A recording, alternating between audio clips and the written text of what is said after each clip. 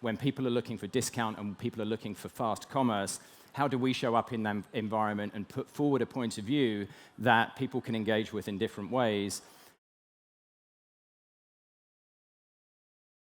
And as we start to think about the combination of storytelling and impact and how that moved forward, certainly into the early 2000s, when Patagonia's focus on storytelling and impact really started to accelerate, this idea of bringing those two things together in order to make the most change possible. Of course, Don't Buy This Jacket is something that will be familiar to a lot of people. This is from the early 2000s, and a lot of people think about this this ad. It only ran once. It was one ad insert in the New York Times in the early 2000s as this really intentionally disruptive tool. But actually what this did for the company was start a conversation about a philosophy and a set of ideas that it was really struggling to land in other ways. And those were ideas around re-commerce and circularity and repair and reuse. What was then called the Common Threads Partnership, and an idea that consumers and a company can hold hands and take shared ownership and shared responsibility for the things that they buy, which at that period in time was a pretty radical thought. It also gave birth to a platform called Warmwear, rather organically.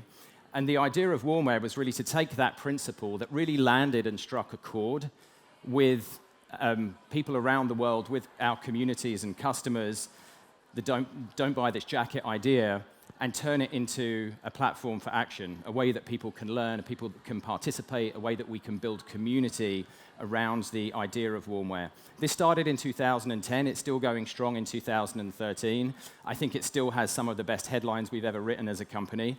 Repair is a Radical Act is one of my favorites, and it still continues to be such a powerful platform for us. And now as Warmwear has become a re-commerce platform, we've actually pulled this disruptive idea from a space where we're encouraging people and educating people to do things actually into a core essence of the business, a core aspect of the business, where we can run a re-commerce business alongside a new product business, and as we move forward into the future, hopefully bring these things together in ever more exciting and interesting ways. Another example that is a less known one is denim and our entry into the denim category in 2015, which again was not explicitly an opportunity to grow market share by starting to sell jeans to people, but an opportunity to use denim as a platform to talk about that side of the fashion industry and how dirty and disruptive the denim industry is, specifically in two areas, one in water consumption and the other in labor practices.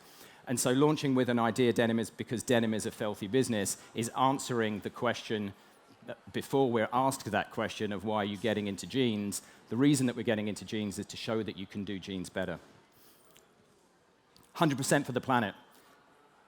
This is a moment in 2019 where on Black Friday, the company decided to donate 100% of sales to grassroots environmental groups around the world.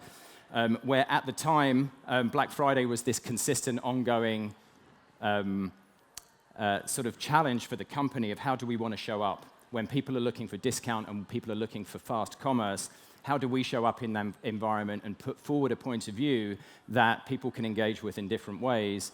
And at this moment in time, it was really about understanding that we can continue to allow people to shop, that we won't discount our prices, but we will enable the proceeds of selling that product to go directly to environmental groups that are doing the work on the ground. That generated about $12 million in revenue globally and was also a trigger point for something that came a few years later, which I'll talk about in a second, this idea of how do we accelerate and channel more resources as a for-profit company towards change and positive environmental change. We also stick our oar into politics from time to time, and when President Trump in 2019 rolled back environmental protections for two incredibly important areas of public lands in the United States, we wanted to have a say in that as well. This was the largest ever retraction of public lands in history in the United States. And we knew that this was definitely putting a stick in the hornet's nest as far as the polarization and the politicization of our point of view on environmental issues is concerned, which was at the time considered a risk, but a risk worth taking, and it certainly did create a certain level of polarization at a customer level. There is no doubt at all that by making this statement, there is a pretty large group of people that will have stopped buying product from us as a result of that. There's also a pretty large group of people that will have had their values and their feelings around Patagonia reinforced as well. And sometimes those decisions, when we're talking about making impact as a company, that put you into a space where you will be criticized by people who share different values to you, is risk that is worth taking. And it helps when you are privately owned by a risk taker, which at this point in time we were.